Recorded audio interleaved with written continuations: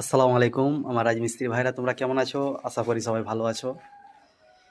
আজকের বিষয় হচ্ছে যে কাজ আমরা করব, কিন্তু সেই কাজটার গুরুত্ব বেশি করে দেব, যাতে করে কাজের কোয়ালিটি, কাজের গুণমান, কাজের যে কাজগুলো আমরা করব একদম নিখুঁত ভাবে করব।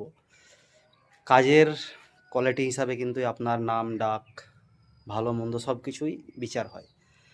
তো আমাদের যে ছাদটা ঢালাই করেছিলাম, তোমরা সবাই দেখেছো, তো তারই কিছু আমি স্যাম্পেল দেখাবো যে সিলিংয়ে যে ঢালাইয়ের কোয়ালিটিটা আমাদের কীরকম বেরিয়েছে, তো সবার সঙ্গে আমি শেয়ার করব।